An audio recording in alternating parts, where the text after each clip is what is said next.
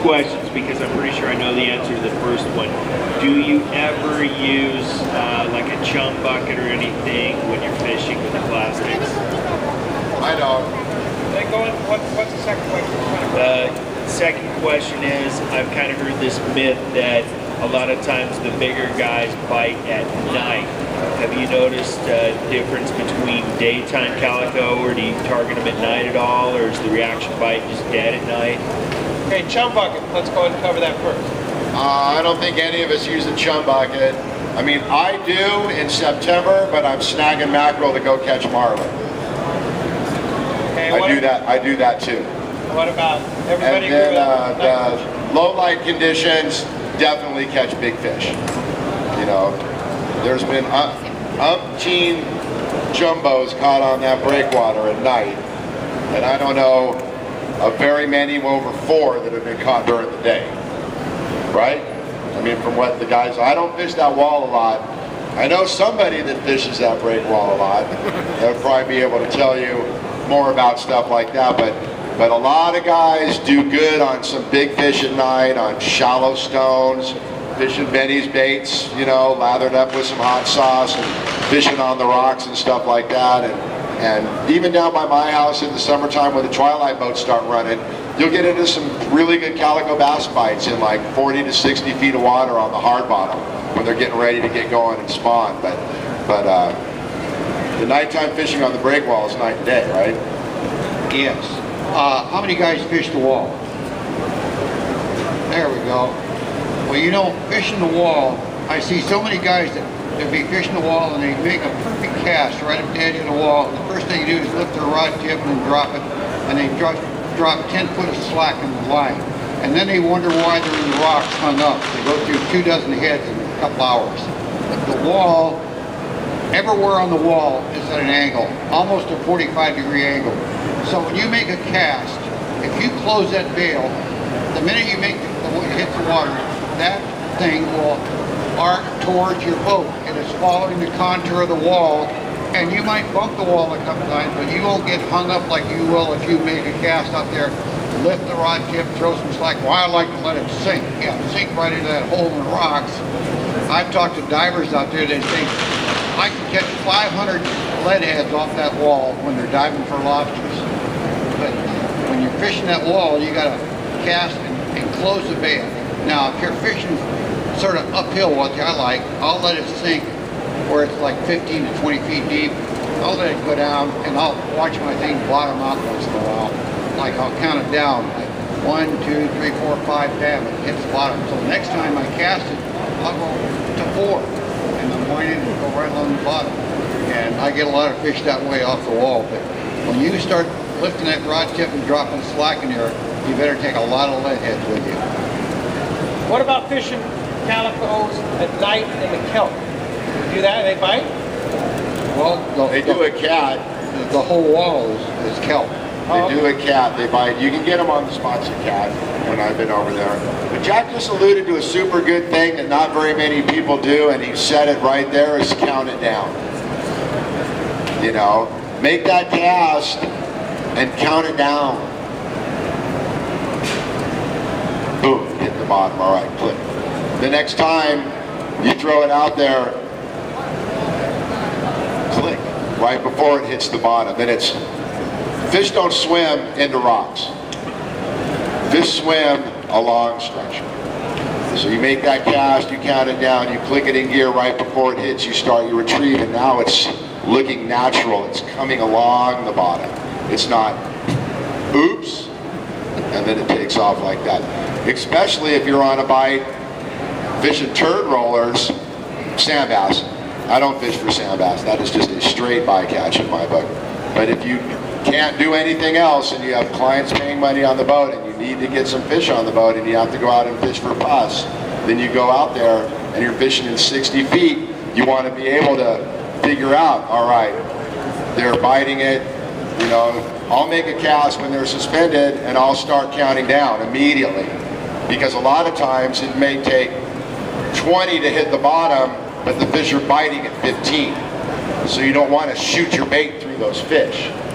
Down, tell your guys, you know, all right, count it down to like 16 and then click it in gear and start bringing your bait back up through the fish, because you'll see them on the meter. They look like an umbrella when they're stacked up there in the summertime. So it's pretty much a lost art, counting your bait down anymore. I mean, not many people do it, but Jack just keyed off on a perfect example of fishing the breakwater.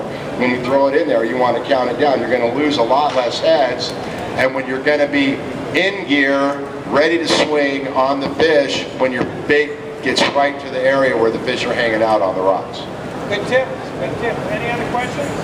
One more thing on that countdown. You don't have to be on the breakwater. Like, I'll be at the island, at my meter, I click my meter and it says I'm fishing 30 feet of water. If I know that when I cast my thing and I count to 5, it hits the bottom at 5. So I'll start winding before it hits the bottom, because over at the island there's a lot of places where there's rocks and the bottom is hideous. So if you know the countdown where you're just about to the bottom, then you can start swimming it back. It makes a lot of difference. You don't lose near as many heads. You know, I've got something to add to, we were talking about light conditions, your question about nighttime, and you know, certainly, I mean, it's like they said, the bigger fish do bite better at night. I mean, it's the same thing with freshwater, largemouth. But when you've got the bright sunny conditions, you can actually pinpoint the fish. Because they do want that low light condition, they levitate to the canopy, you know, underneath the kelp, and you know, when you've got cloudy condition, the fish kind of spread out. You can get bit pretty much anywhere at any given time. But when you do have that bright sunny condition, it really puts them underneath the kelp canopy, and you can target them by covering that outer edge. You know, working with the current, covering the outer edge with the current running in, and you can pretty much pinpoint the money shots, you know, that way.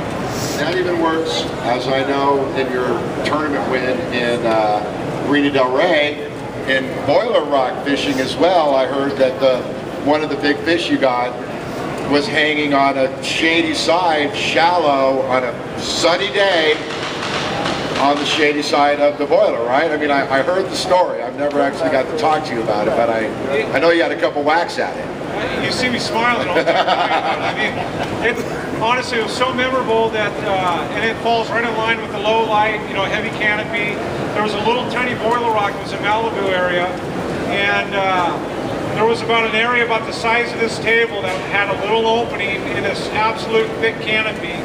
And there was a boiler rock about 3 foot underneath it, and just a little 1-2 foot swell would come in, and it left this little opening that I threw in there.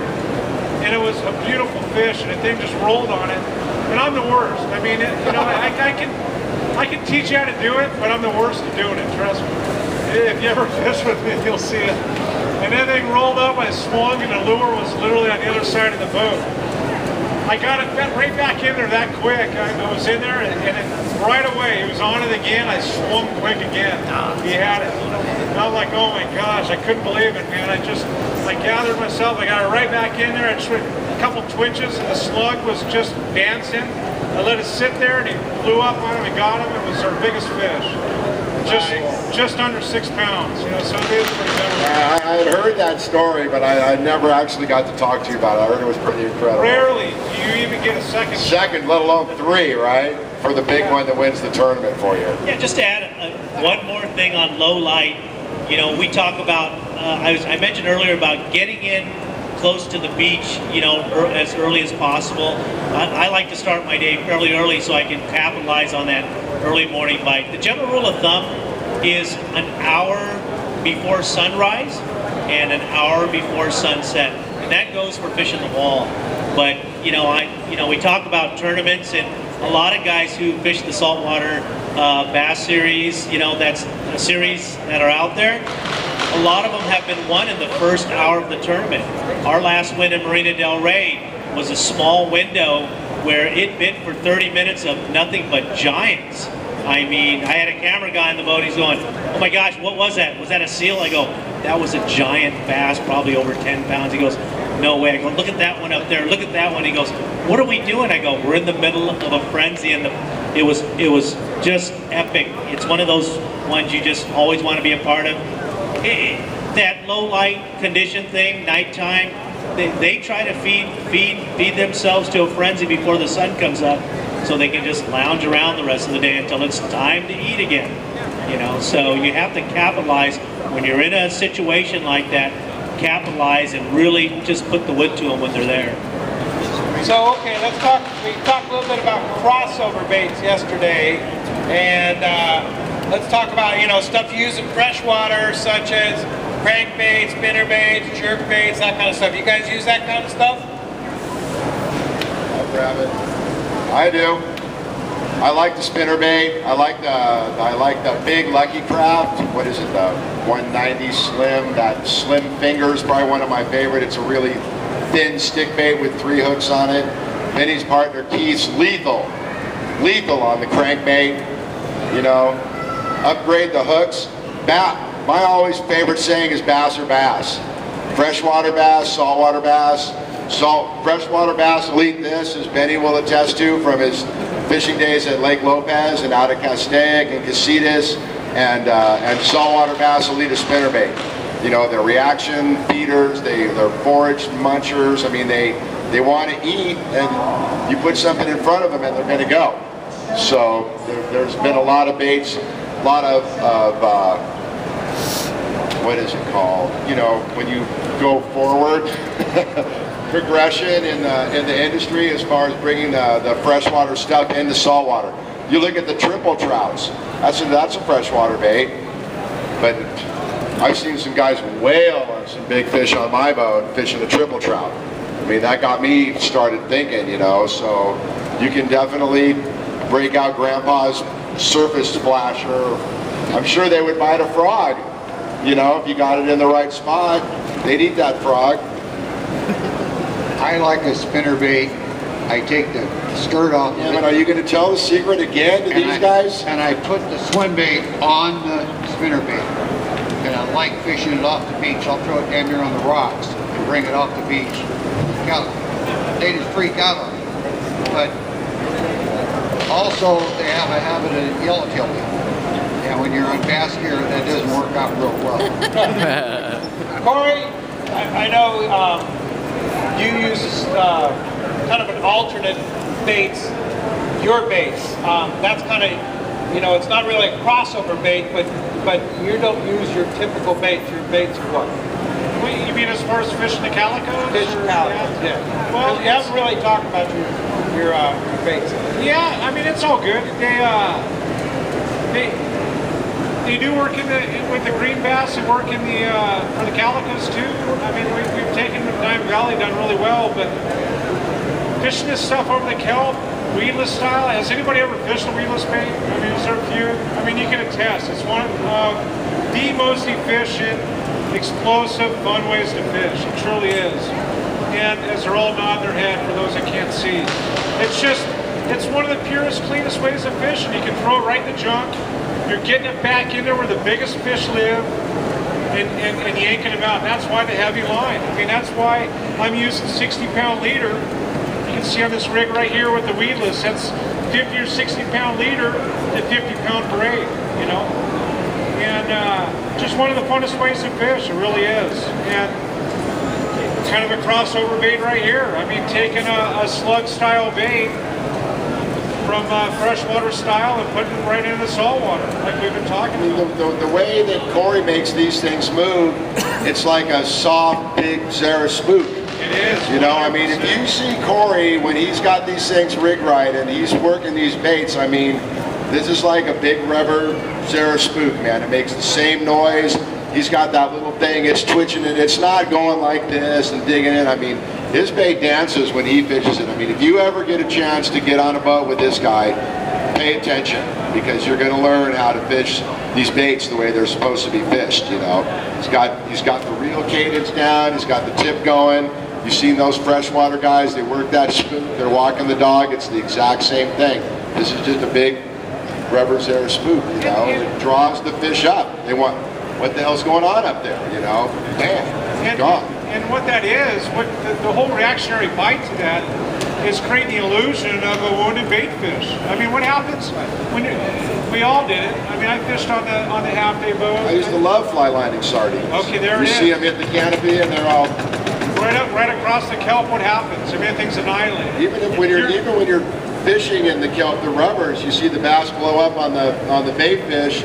Those ones get thrown up on the canopy, and they're just like doing the slam and salmon, trying to get away, and they're skirting along. Or when you're fishing the sardine, you're done with it, you fling it off. Oh, hits the water, and there it is on the surface. It's always the biggest fish of the day. It is, and that's what you're recreating here.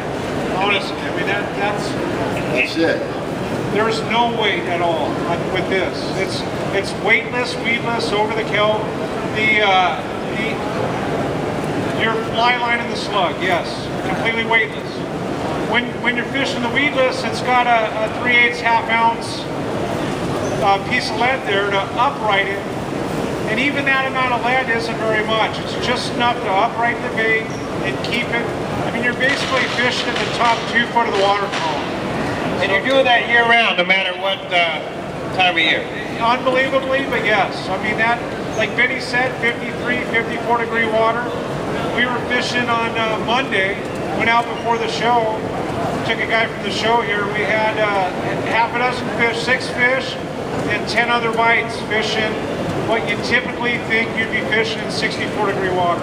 We were fishing in 55 to 56 degree water. I'm sorry. And again, crossover baits can be anything that you see out. I mean, we all of us are fishing geeks. We see things like in Wisconsin, you know, oh, look at the musky guy and that cool bait.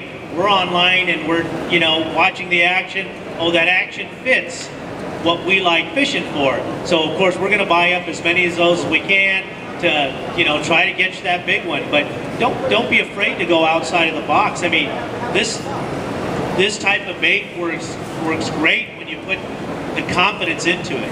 You know, it's like your own creation. You know, that's Corey's creation. The weedless and the slug, it's his deal, and he's got it down. You know, mine has always been a swim bait or a surface iron or a wax wing. You know, Jimmy's is a jerk shad. Jack's, it's a brown bait of any kind. Again, think outside the box. It could be a spinnerbait. You know, we've got some fantastic spinnerbait anglers that fish in the tournament series. We have rip bait guys, we have crank guys. It could be something that, you know, some little something that gets you those bites of a lifetime. Any other questions? Go ahead. Okay, what about like crossover techniques like wacky rigging, or do you ever drop shot, anything like that? I've had to drop shot in Newport Bay when it's been really slow. I have a really good client, Dr. Chris Minnick, and he is really into, like Benny said, that guy will pull some weird stuff out. And I mean weird. And he'll tie some weird combinations on. But the guy will catch fish on a super slow day. And that's when you pay attention. Because yeah, it's that's when the guide's paying attention to his clients. Because that's, like I've said in every single seminar, you got to try to learn something every day you're on the water. You know, and if you're learning from the little kid that's, you know, winding in his rig and, you know, stops to take a bite off of his hot dog and all of a sudden the rod gets tore off his hand, that means you got to start pausing your swim bait on the way in, you know.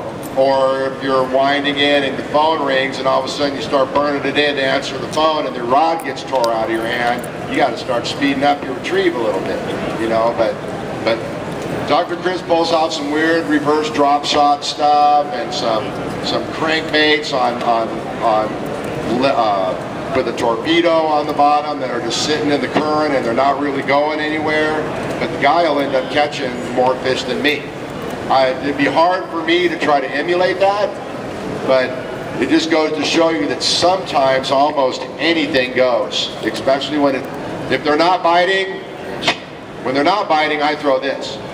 Because I just want to, if they're not going to bite, then they're not going to bite. I'm going to try to fish for a 10-pounder regardless.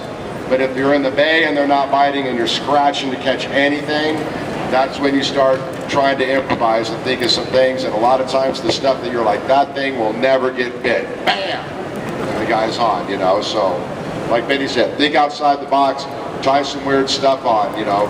Fish a worm on a drop shot with a shrimp above that. You know, or a crankbait with a swim bait in line, a small swim bait up in line. I mean, I've seen I've seen some weird stuff go off the back of my boat, trust me. And there was actually 7 or 8 years ago, one of the baits I brought to the show was a Dropshot bait, and it's actually it's got the fin on the back, and it's like a slug-style bait rigged up on an owner twist lock. Dude, that thing is absolutely deadly on the halibut. I mean, you can actually fish in spotties and halibut in the bay. You can sight fish the sand channels, throw it down the sand channel with about a 2-foot leader up to the bait and a 1-ounce torpedo. Dude, the thing's weedless as can be, and you're just twitching it, and that thing's just all over the place. They cannot handle it. You know, we fish it in the surf. We've caught calico, sand bass, halibut, small sea bass. I mean, everything on that kind of rig. And imagine the surf grass and all the junk in the water, 100% weedless. And as you're working at the surf, you get the surf to come in, your lure comes in, you leave it right there, and your sinker is holding the anchor, your sinker. The lure comes in with the current, goes back out with the current. All this is tickling them on the nose. They can't handle it. Yeah, that's the thing about bay fishing and surf fishing. You're opening yourself up to more crossover. You know, flipping, you know, the grass, Carolina, Texas rigging. You know, that just opens a whole new door to, you know, fishing as far as the bays. Even in Calico Bass fishing, you can still Texas rig. You can, you know, do all that thing. You don't know if it works until you try it. These are just ways that we use to target those big guys, those big mean guys that have been successful. But hey, you know, if you have a chance to try something different, you know, and it works, that's a good thing. It's a real good thing. Don't you guys have any questions? You two little grummies sitting down there, you're just taking it all in, huh? Any other questions? There's the future of fishing. Take your kids out, man. There you go. Okay, so and speaking of which, Captain Jimmy Decker does take people out. I'd highly encourage you Love to to take out kids. Go out fishing with Jimmy, learn a lot about fishing. Same with Captain Benny Florentino. He takes people out. Why don't you kind of talk about how you get in touch with you guys? Well, I have a business card, but you can go to banditswimbait.com or fishsaltwaterbass.com. And You got a Facebook page. And I have a Facebook page, right? And as does Jimmy, so you just type our names in there. We're all friends. Right. All of us are, I don't know about Jack. Yeah, Jack. You might have to send up a smoke signal with Jack. Yeah. But, and Jimmy, what about you? Fishing, you just Google Captain Jimmy Decker or fishing with Decker, and it'll all pop up on the computer. And then, of course, easy to get a hold of anytime. Search. Yeah, for sure. And then Corey Sanden, he'll be over in his booth. You want to learn how to rig the surface baits that he's talking about that are extremely effective. The slugs, extremely effective for catching big fish. I know, because I've been with them, I've seen it, it happens. But there is a way to rig them, and you need to rig them properly. Corey will teach you how to do that. And how do we find you, Corey? We're, you can see the white sign here, the Typhoon. We're right to the left of that. You can't miss us.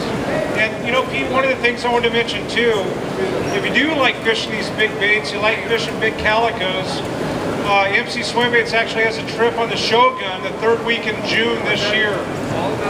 $1,650. You know, it's a chunk of money. It's a 7-day trip, but you're visiting Sacramento Reef, Cedros Island, Bonitos, Chester's, wherever in that circle. I mean, it's a deal for that kind of trip, for a skiff trip. Shogun's a beautiful boat. Going fishing with Corey. That's big time right there. Yeah, man. I don't know if I'd be going. I'm telling you what, I want to go. But truly, the guys that have the Shogun, Aaron and Cole, total watermen. You know, a couple guys are going to be free diving. There's going to be kayakers if you're interested in that. They have 3 skiffs on the boat. Fish from the big boat, fish from the skiffs, fish from the kayak, get in the water. And it's going to be a heck of a trip. And if you're interested in that trip, talk to me. If you do book here, I'll give you $50 worth of baits and half off on anything you're going to buy over that, okay? If you're interested in that trip, you sign up here, okay? All right. Very good. Let's, Ben? Yeah, I was just going to add, you know, United Anglers is selling raffle tickets, and they're going to do a big drawing. And one of the prizes is a half-day trip with me. And another one through Shimano is if you purchase a Serato 200G. That also goes into a hat. You can raffle to do a half-day fishing trip with myself or Cody Meyer and FLW Freshwater Pro. And I think that's all I'm giving away. And if you want to talk to these guys here at the show, Benny, you'll be in the Shimano booth. Yes. I know Jimmy, you'll be in the Berkeley booth. Yeah, we don't really have a booth. I'm hanging out at the Save on Tackle booth this year. Save on Tackle booth. And Jack, you'll be with Corey and the MC Swim Bait.